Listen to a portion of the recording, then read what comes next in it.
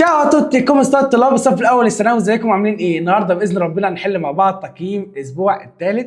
لذيذ اصلا وسهل وجميل جدا، ما فيهوش اي حاجه. طيب تعالى نشوف الكلام ده مع بعضينا. اول جمله يقول لك ايه في النموذج الاولاني؟ جايب لك شويه مواقف. قلت لك ديسكريفو اسبيتو بتسال عن المظهر، ديسكريفو بوصف، اسبيتو قلت لك اسبيتو اول ما تلاقيها قدامك بتوصف ايه؟ الشكل، المظهر الخارجي، صح كده؟ فهتبقى تدور على ايه؟ اكتر حاجه بتيجي ايه؟ اوكي، عيون، تمام، وكلمه الت، يبقى الاجابه رقم سي واي. بس كده، مفيش اسهل من كده.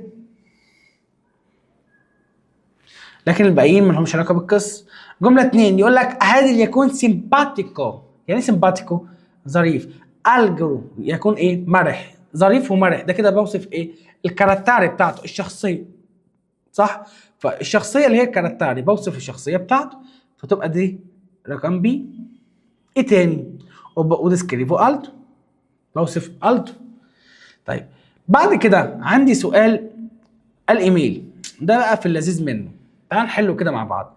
قلت لك سؤال الايميل اول حاجه بتعملها في سؤال الايميل تبديل الاسماء. يبقى الاسم اللي فوق بينزل تحت، واللي تحت ينزل يطلع فوق. فاول حاجه هنعمل ايه؟ هنقول تشاو ستيفانيا، وتحت نكتب مين؟ سالوتي ساره. طيب بعد كده تو اي انا نوفا اميكا، انت تكوني ايه؟ صديقه ايه؟ جديده، تمام. كومي كويستا راجاتسا، يعني ايه كومي كويستا راجاتسا؟ كيف تكون هذه البنت؟ اقول له ايه؟ كويستا راجاتسا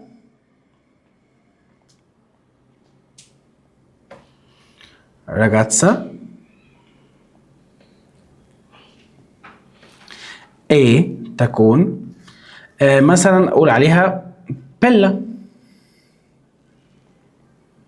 جميله، ايه برافا وشاطره. طيب بيقول لك دي دوفي ايه؟ هي منين؟ تمام. هقول ليه هي دي روما. دي ليه ايه؟ دي روما. اكتبها تحت هنا احسن، الجمله دي لوحدها. ليه ايه دي روما. بس كده، مفيش اسهل من كده، هي تكون من روما. طيب النموذج الثاني بيقول لك ايه؟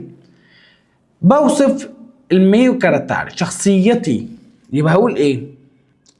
طالما شخصيتي كاركتري، هدور على حاجه بتعود عليا كفاعل بس فيها ايه؟ وصف الشخصيه. قلت لك لما تيجي توصف الشخصيه دور على كلمه سيمباتيكو، يعني زي مثلا رقم ايه؟ دور على هنا انتليجنت، ذكي. لكن رقم بي بيقول لك نحيف، رقم سي يقول لك شعره كورتي، رقم اي يقول لك انا مصري. ايه علاقه دول بالموضوع؟ طب رقم 2 يقول لك ايه؟ لا بوكا، يعني بوكا فم، بيكولا صغير، انا عندي فم ايه؟ صغير. يبقى كده بوصف ايه؟ المظهر، صح كده؟ يبقى ادور على كلمه اسبيتو، يبقى هختار رقم بي، بوصف الاسبيتو بتاعتي، مظهري. ايه تاني؟ اوكب مي ديسكريف، بوصفني. بص الصيغ حلوه ازاي. طيب بعد كده عندي سؤال الايميل. اول حاجه في الايميل هنعملها هنبدل الاسماء، فهنقول تشاو استيلا، وتحت نكتب ايه؟ سالوتي جانا. يبقى اول حاجه بدلنا الاسماء. بعد كده بيقول لك ايه؟ لا تو اميكا، صديقتك نوفا الجديده، سيكياما ان، اسمها ان. دوفي ابتا، تسكن منين؟ هي منين؟ هي ساكنه فين؟ هقول لي ابتا، هي تسكن مثلا في ورتشتا، او عايز تقول مثلا منطقه، انا هكتب مثلا ان هي ساكنه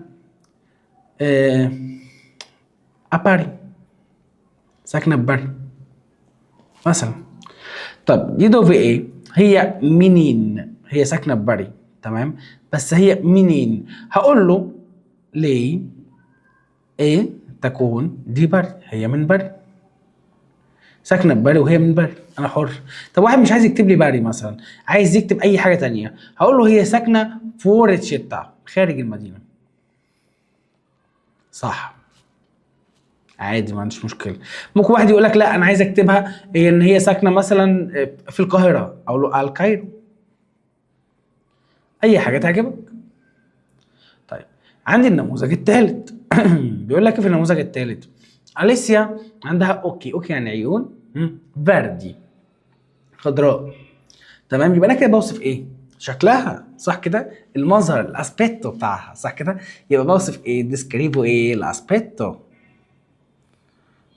بعد كده بوصف ايه تاني؟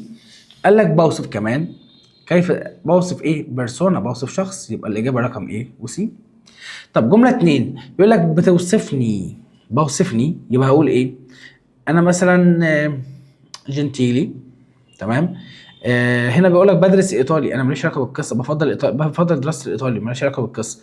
انا في المنزل، ماليش علاقه بالقصه. تمام.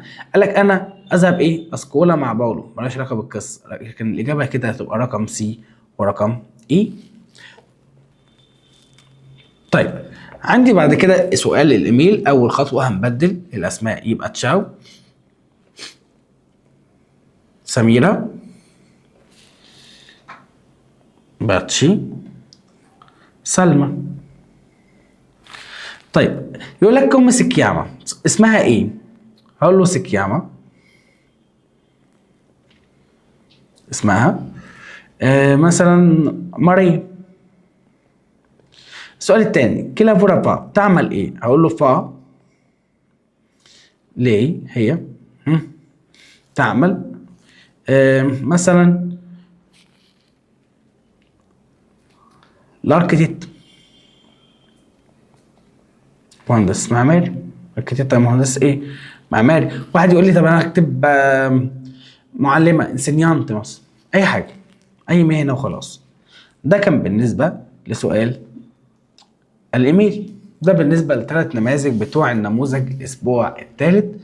اصلا في اللذيذ وسهلين جدا، ما فيهمش اي حاجه، مباشرين ولذاذ. اصلا التقييمات في اللذيذ كده كده كده كده، الايطالي في اللذيذ. اوكي، بس كده مفيش اسهل من كده.